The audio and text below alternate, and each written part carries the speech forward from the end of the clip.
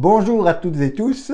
En cette période de fin d'année, nous désirons vous faire passer quelques informations. La première, c'est ce décor que nous vous montrons pour la première fois et qui va nous accompagner dans les différentes vidéos que nous allons vous proposer dès l'année prochaine. Et comme nous sommes en pleine période de fin d'année et comme nous sommes en pleine période de Noël, nous proposons quand même de booster un petit peu ce décor. Je propose ces quelques sapins. Ah voilà, beaucoup mieux maintenant.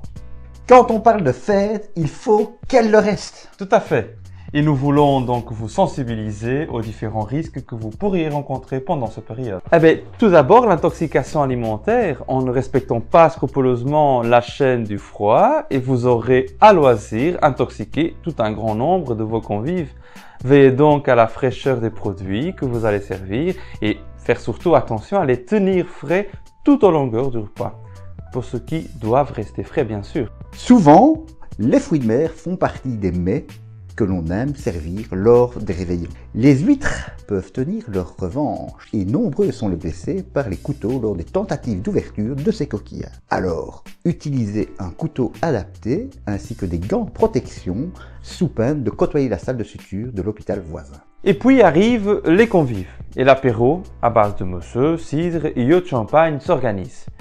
Mais c'est sans compter la perversité du bouchon de la bouteille, parce que si le fait d'envoyer le plus loin possible le bouchon fait partie du spectacle, il se peut qu'il atterrisse dans l'œil d'un convive ou même dans un de l'apprenti ouvreur de la bouteille. Les brûlures représentent un grand nombre de pathologies, de blessures que nous prenons en charge lors des fêtes de fin d'année.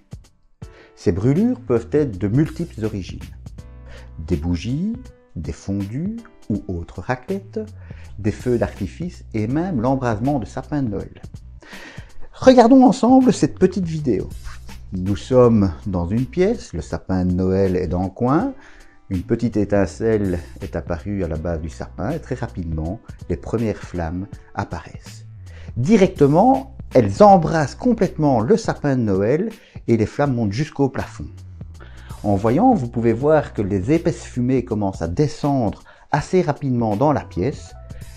On est à 25 secondes et là, vous n'avez même pas eu le temps d'appeler les premiers secours. Soyez donc prudents avec tous les dispositifs utilisant des flammes, surtout loin des sapins de Noël, on vient de voir. Bannissez les fondus à l'alcool à brûler et utilisez plutôt un appareil électrique que vous installerez soigneusement en fixant les câbles. Vous éviterez de mettre des bougies en présence des enfants. Et comme bien souvent, l'alcool fait partie de la fête. Et au fur et à mesure de la soirée, la consommation d'alcool augmente et nous fait prendre des dangers bien réels. En effet, cette consommation nous fait minimiser les risques, mais qui sont bien réels. Et donc, tout ceci participe à une augmentation des risques et des blessures, comme les plaies, les bouchons dans l'œil ou encore les brûlures, tout ce que nous avons vu jusqu'à présent. Dans le dernier cas, en cas de brûlure, pensez à refroidir la brûlure en la passant sous l'eau pendant 20 minutes à 20 degrés, de façon à refroidir la brûlure sans refroidir la personne. Ensuite, vous couvrez stérilement ou le plus proprement possible et vous consultez un médecin. Mais nous n'allons pas aborder ce sujet maintenant, nous l'aborderons plus tard dans une de nos prochaines vidéos. Abonne-toi donc pour ne pas rater cet épisode. Alors mon cher ami, si tu as consommé de l'alcool à la fin de la soirée, tu verras te faire raccompagner par le Bob ou le capitaine de soirée, parce que boire puis conduire, il faut choisir. Nous voulons vous adresser nos meilleurs vœux à vous qui nous regardez, mais aussi plus spécifiquement à tous nos collègues médecins, infirmiers, aides de soins, secrétaires des urgences, ainsi qu'aux collègues pompiers, ainsi qu'aux policiers, aux infirmiers et infirmières qui passeront toute leur nuit de réveillon sur les routes, sur le terrain, à veiller la sécurité, ou pour porter secours, aux soignés, ou encore guérir, pour écouter et tenter de rassurer en cas de besoin, de façon à ce que la fête reste la fête. À toutes et ces femmes et ces hommes qui font des secours leur quotidien, nous vous souhaitons de bonnes fêtes et bonne année. Alors, si toi aussi tu connais des urgentistes, pompiers ou autres secouristes, partage la vidéo pour leur souhaiter les meilleurs vœux en cette fin d'année.